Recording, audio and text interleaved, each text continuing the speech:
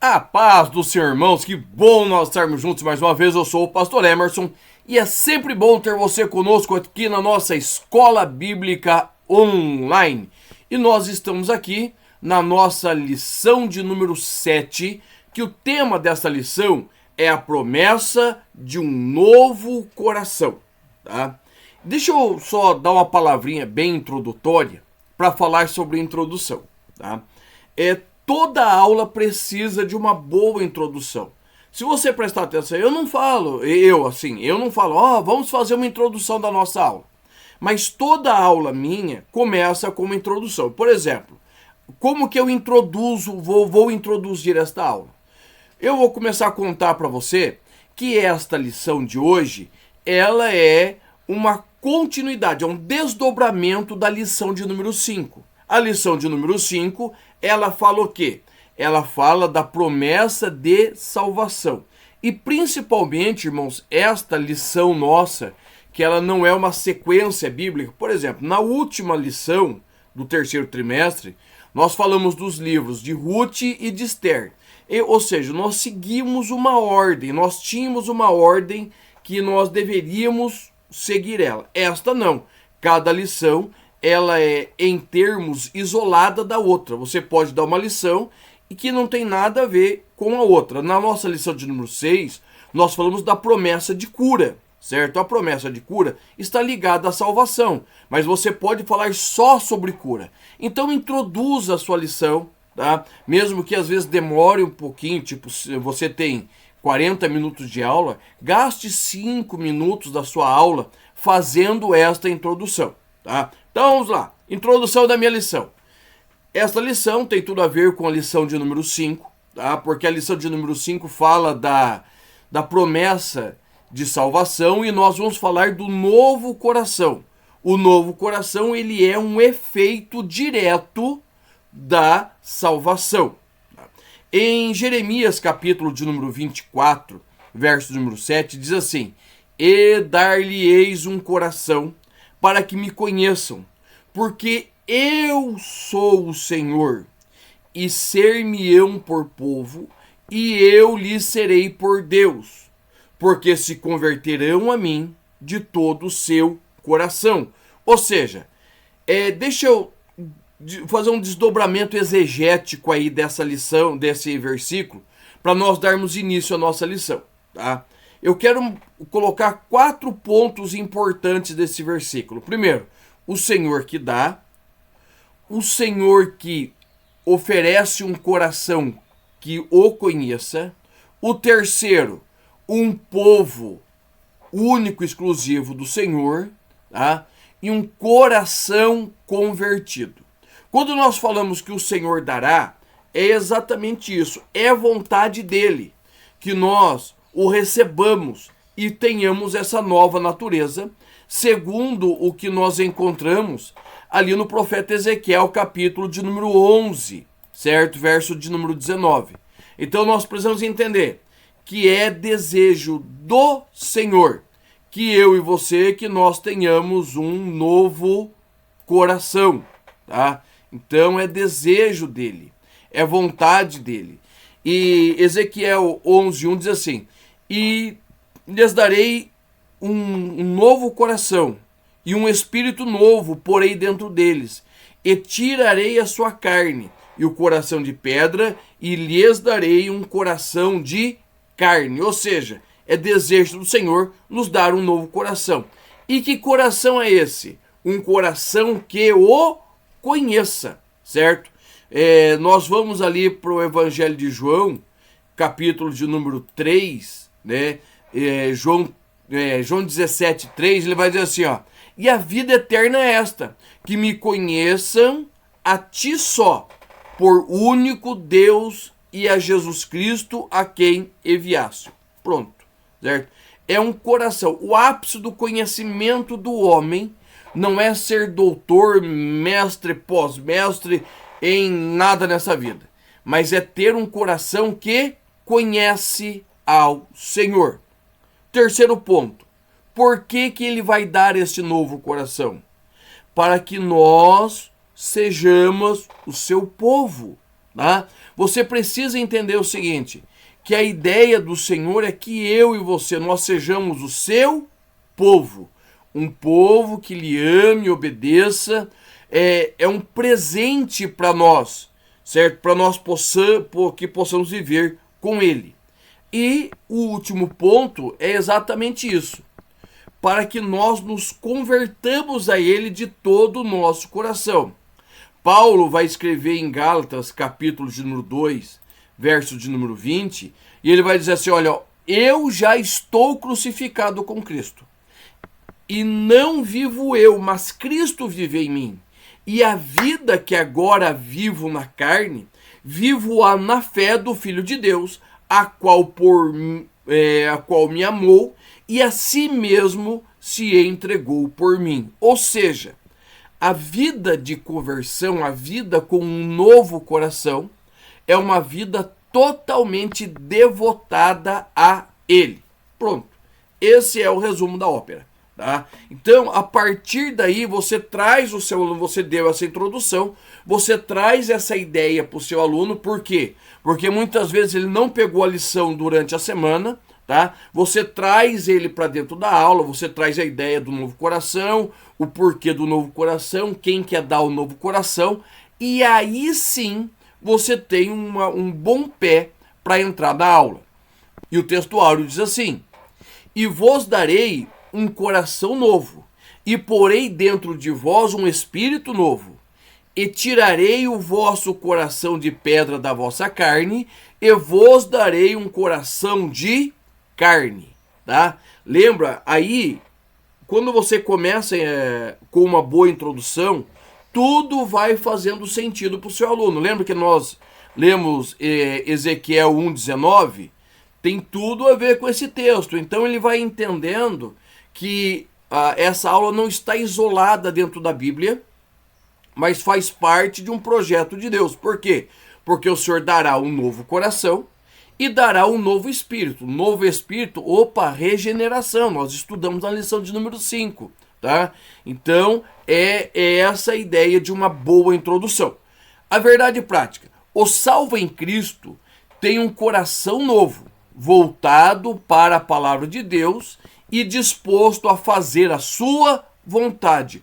Ou seja, todo aquele que tomou a sua decisão por Cristo, automaticamente viverá para Cristo.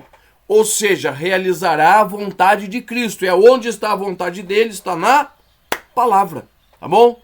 Então, irmãos, nunca se esqueça, faça uma boa introdução, certo? Traga uma boa introdução para os seus alunos. Vamos continuando? Mas antes disso, não esqueça, se eu já tenho te ajudado, deixa um like, se inscreva no canal, tá? Porque a nossa aula é assim, ela é muito prática, ela é muito didática, tá? Eu sempre trago alguns nuances de como você melhorar a sua aula, de como você melhorar dentro da sua escola dominical. Então venha conosco que tem muita coisa boa. E outra coisa, tudo isso que eu falo está dentro do material em PDF, certo? É o nosso subsídio. Esse daqui está com 9 páginas de material escrito, versículos, referências bíblicas que vão te ajudar na sua aula a melhorar para que os seus alunos possam se engajar mais e o nome do Senhor ser glorificado. Vamos lá. Primeiro tópico, o coração na perspectiva bíblica. Primeiro subtópico, o coração na Bíblia. Você precisa entender que dentro da Bíblia nós vamos ter várias referências do coração. Só que a maioria delas não está falando do órgão. Por quê? Porque dentro da Bíblia o coração é a sede das emoções, a alma, o ser interior. Os rins também podem ser falar do homem interior, tá? As entranhas também podem ser falar do homem interior, tá? Mas quando nós falamos da Bíblia, nós estamos falando o quê? Do sentimento, mais voltado para a alma. A Bíblia fala sobre o coração em vários versículos, abordando vários temas, como a origem dos pensamentos, a importância de guardá-lo, a alegria no coração e a relação com a beleza, certo? E tem muito mais coisa, mas é só para a gente ter uma noção. Por exemplo, Jesus vai falar do coração, que o coração do homem, ele é dele que provém os maus pensamentos. Certa vez Jesus está com os fariseus e eles perguntam: por que teus discípulos não lavam a mão? E Jesus olha para eles assim: por quê? Porque não é o exterior que contamina o interior, mas aquilo que sai do interior do homem contamina. Ou seja, do coração do homem, aquilo que sai é o que vai contaminar. Jesus vai dizer: os maus pensamentos, as invejas, porfias saem deste coração contaminado. Guardar o coração é outra coisa muito importante. Provérbios 4:22 diz assim: sobre tudo o que deve guardar, guarda o teu coração, porque é do teu coração que procedem as fontes da vida.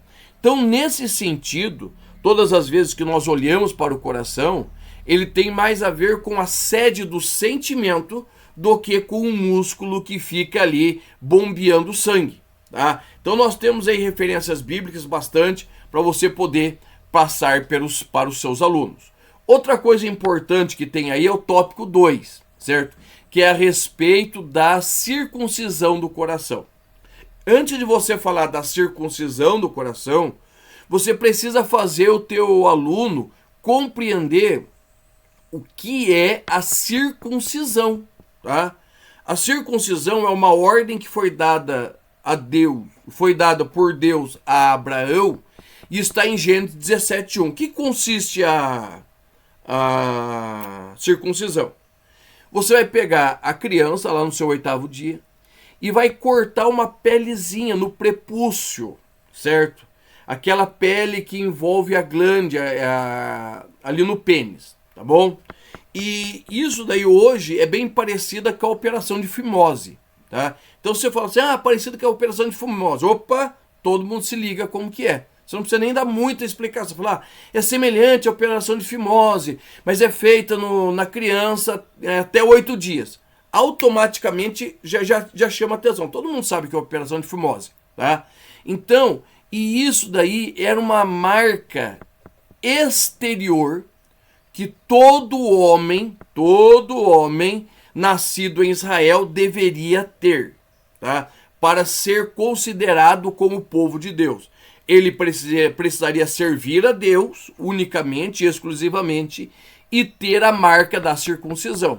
E é interessante que em Êxodo, capítulo de número 4, nós vamos ver o quê? Nós vamos ver Moisés quase morrendo. Por quê? Porque ele nunca circuncidou seus filhos. Lembra que os filhos de Moisés nasceram em Midian, né? E ali ele não se preocupou em cumprir a palavra. E quando o Senhor chama Moisés e está levando Moisés para o Egito para tirar o povo, Moisés ainda não havia circuncidado.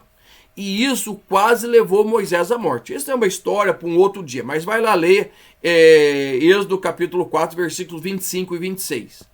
Quando o Moisés é obrigado a circuncidar os seus filhos, né, o Senhor quase mata, Zípora, sua esposa, fica horrorizada. Por quê?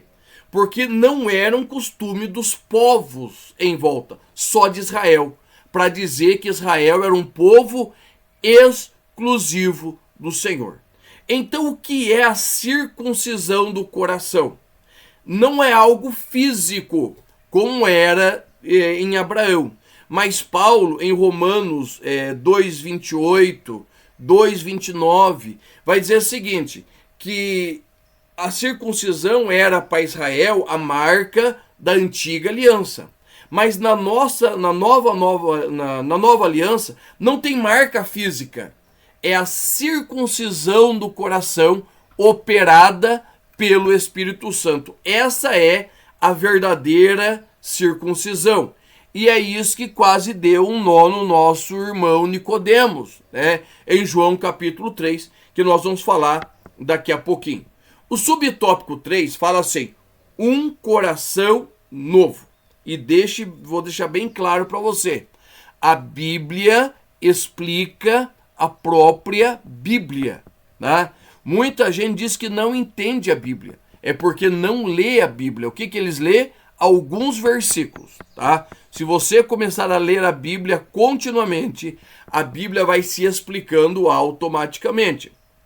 Veja bem, em Jeremias capítulo 31, versículos de 31 a 34, Deus promete uma nova aliança. Berit Hadashah, certo? Tá tudo ali, o hebraico bonitinho, se você quiser copiar e colocar para os teus alunos, tá tudo ali no nosso subsídio, certo? Que essa nova aliança, ela vai o quê? Ela vai além das tábuas da lei, além do que aquilo que estava escrito. Ela seria escrita onde? Nas tábuas do coração, certo? Gravando no coração do povo. E essa transformação interior é a essência dessa nova aliança. Um novo coração, um novo espírito, segundo Ezequiel 36, versículo 26. E o apóstolo Paulo vai pegar essa ideia em 2 Coríntios 3:3, Romanos 8:2, e vai mostrar que agora a lei de Deus está escrita onde? Nos nossos corações, pela atuação do Espírito Santo.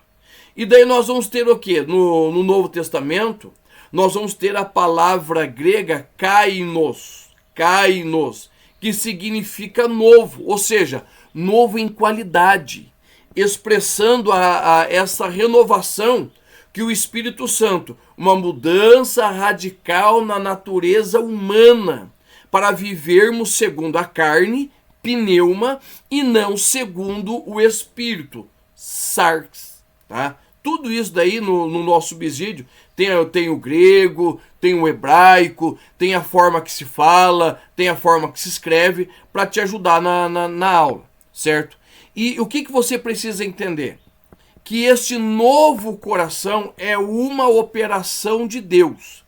Assim, essa nova aliança conduz eu, você, nós como crentes, a uma comunhão íntima com Deus, aonde o conhecimento dele é pessoal e direto, e cumpre as palavras de Deus a Jeremias, e a teologia de Paulo sobre a vida neste novo coração e nesse novo espírito. Ou seja, nós começamos lá em Jeremias, lá em Ezequiel, e nós vamos chegar em Paulo, trazendo o quê? A ideia do novo coração. Ok? Vamos lá? O nosso tópico de número 2 diz assim: o coração de quem está em Deus. Primeiro subtópico: um coração inclinado a Deus. No Evangelho de João, capítulo 3, Jesus estava conversando com um mestre da lei, Nicodemos, e esse professor vai ficar sem resposta. Por quê? Porque ele vai ficar embasbacado com uma pequena afirmação de Cristo: é necessário nascer de novo. E ele para, sabe quando dá tela azul no computador? Sabe quando trava o sistema? Ele vai travar. Tá? Por quê? Eu tenho certeza que Nicodemos, sendo um mestre da lei, ele já havia lido, relido, estudado muitas vezes a Torá, os escritos dos profetas, mas de repente ele chega na ideia de um novo coração, certo? E um novo pensamento. E isso vai fazer o quê?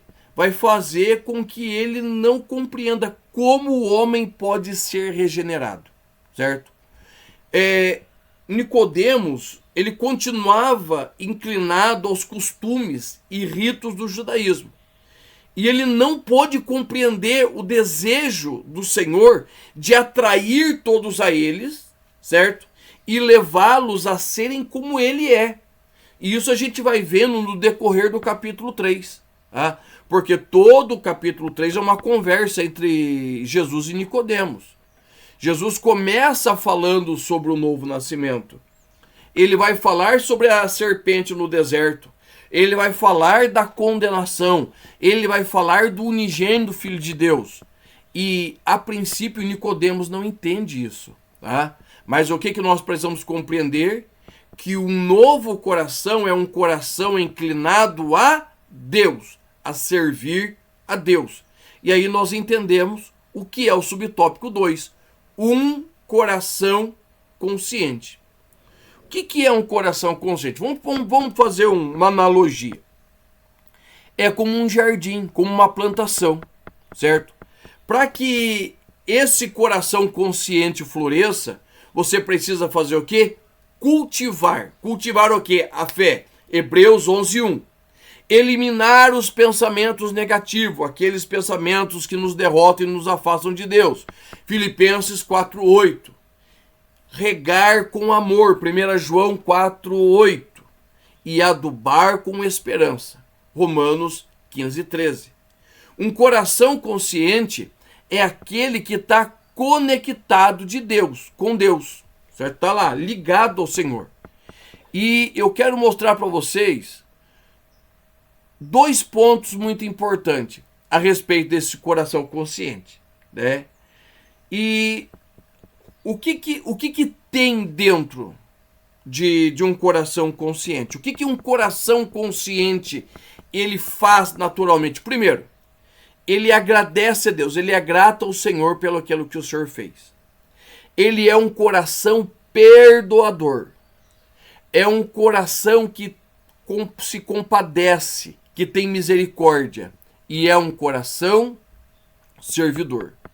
Esses são os efeitos de um coração novo.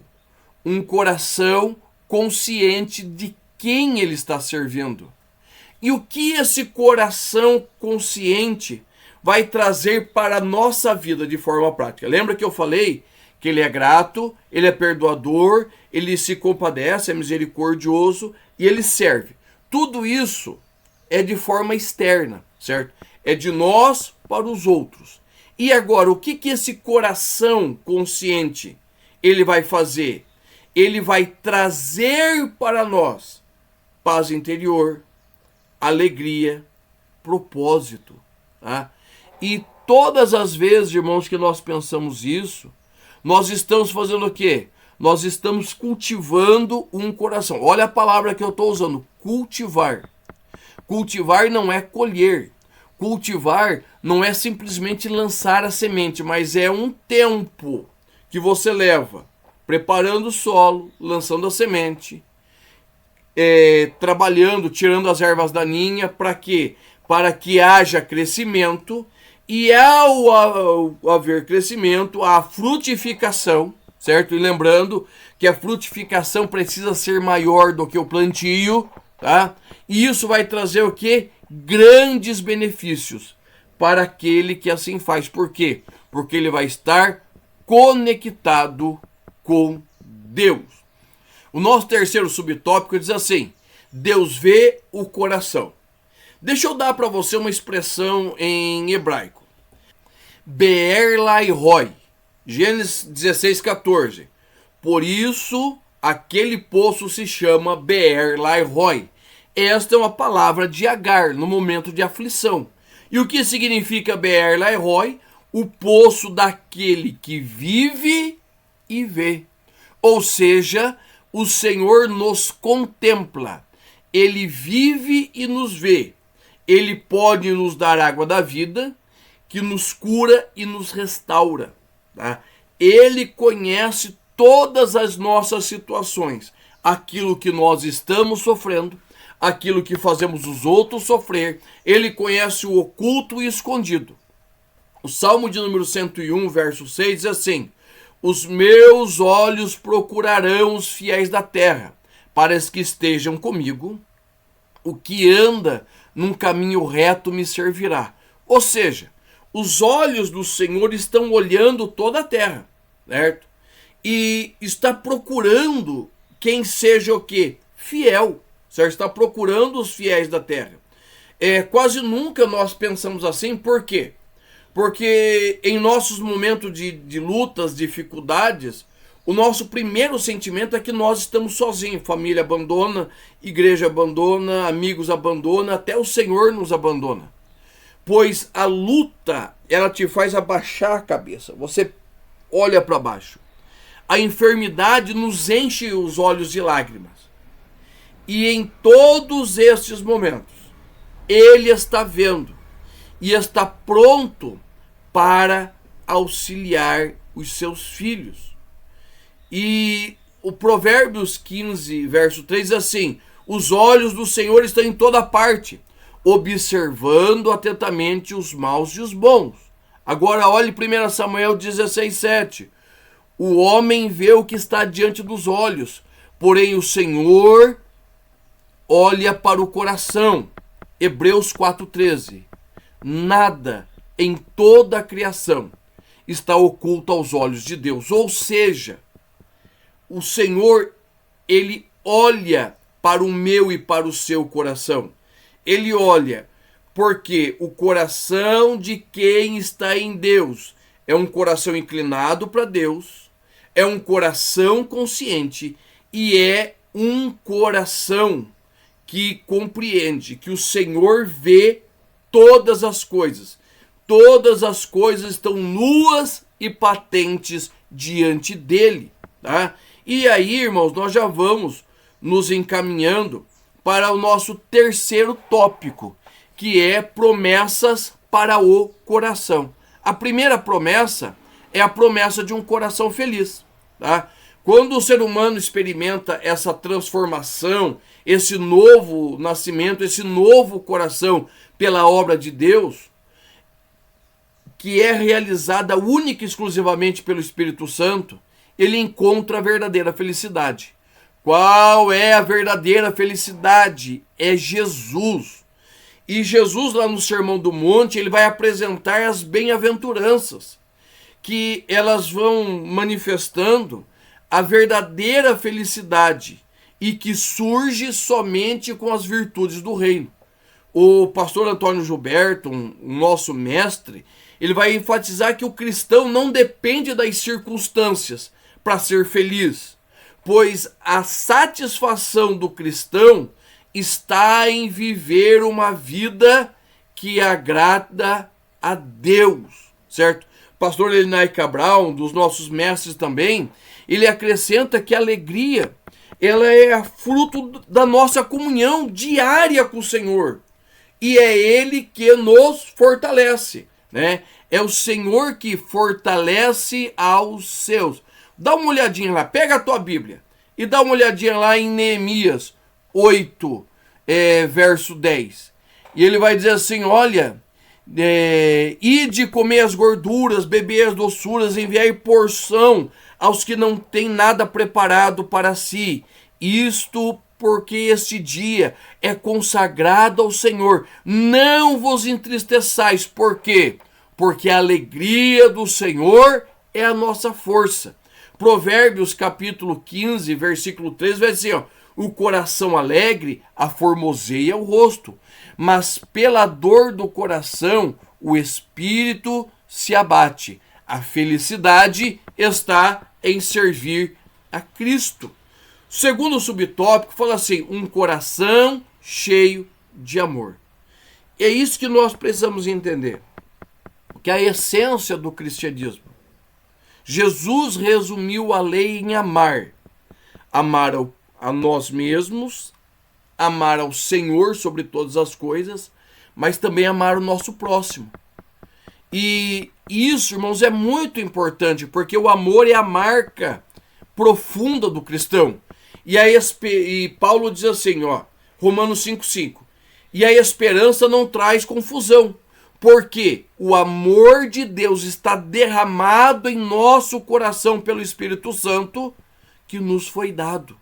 Ou seja, essa palavra, ela mostra claramente que o amor de Deus está derramado no coração daqueles que têm o Espírito Santo.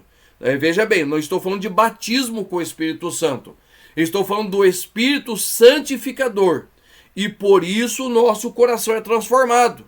Por isso o nosso coração é salvo e cheio de alegria. Porque o Espírito Santo é a marca da salvação. E aí nós entramos no terceiro subtópico. O penhor do Espírito Santo. Deixa eu explicar para você o que é penhor. Penhor é quando você entrega algo em garantia, certo? Por exemplo, você vai comprar uma casa, você vai comprar uma casa e você tem um carro, certo? E você faz o quê, ó? Eu tenho condições de pagar esta casa, mas eu vou deixar meu carro em garantia. É a garantia que você cumprirá o acordo feito, tá? Desta forma, o que é a garantia da nossa salvação? É algo que está no nosso coração, o que é o Espírito Santo de Deus, tá? O Espírito Santo, ele é o penhor da nossa herança, segundo Efésios 1,14. O Espírito Santo é o penhor da nossa salvação.